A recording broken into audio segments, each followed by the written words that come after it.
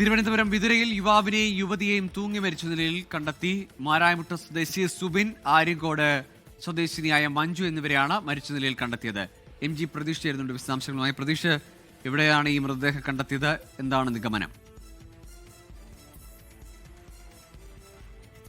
ഗോകുൽ, വിതുരയിലെ ലോഡ്ജിലാണ് കമിതാക്കളെ മരിച്ച നിലയിൽ കണ്ടെത്തുന്നത്. ഇന്നലെ രാവിലെയോട് കൂടിയാണ് രണ്ടുപേർ വിതുരയിലെ ലോഡ്ജിൽ മുറിയെടുക്കുന്നത്. തുടർന്ന് ഇവർ പുറത്തിറങ്ങിയിരുന്നില്ല. ജീവനക്കാർ ഇന്ന് രാവിലെ ഈ മുറിയിൽ തട്ടി വിളിച്ചെങ്കിലും പ്രതികരണമൊന്നും തന്നെ ഉണ്ടായിരുന്നില്ല. തുടർന്ന് സംശയം തോന്നുകയും വിതുര പോലീസിനെ വിവരമറിയിക്കുകയായിരുന്നു. പോലീസ് എത്തി കതക് പൊളിച്ച് അകത്ത് കടക്കുമ്പോഴാണ് ഈ ബെഡ്ഷീറ്റിൽ തൂങ്ങിയ നിലയിൽ ഇരുവരെയും കണ്ടത്. ഈ മുറിയിൽ നിന്ന് വിഷക്കുപ്പിയും കണ്ടെത്തിയിട്ടുണ്ട്. വിഷം കഴിച്ച ശേഷം തൂങ്ങി മരിച്ചതാകാം എന്നുള്ള ഒരു പ്രാഥമിക നിഗമനമാണ് ഇപ്പോൾ പോലീസ് പറയുന്നത്. ഈ രണ്ടു പേർക്കുമെതിരെ മിസ്സിംഗ് കേസ് നേരത്തെ രജിസ്റ്റർ ചെയ്തിട്ടുണ്ട്.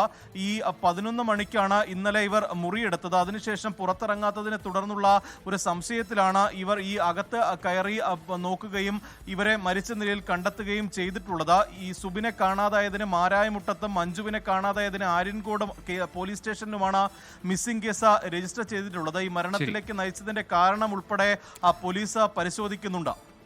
ഗോകുൽ, ശരി. MG പ്രതീഷാണ് തിരുവനന്തപുരത്ത് നിന്ന് വിവരങ്ങൾ നൽകിയത്. ലോകത്തെവിടെയായാലും ഏത് സമയത്തും 24 വാർത്തകളും ഓഗ്മെന്റഡ് റിയാലിറ്റി പാക്കേജുകളും എക്സ്പ്ലെയിനറുകളും വിശദമായി കാണാൻ ഞങ്ങളുടെ YouTube ചാനൽ നിങ്ങൾക്ക് സബ്സ്ക്രൈബ് ചെയ്യാം.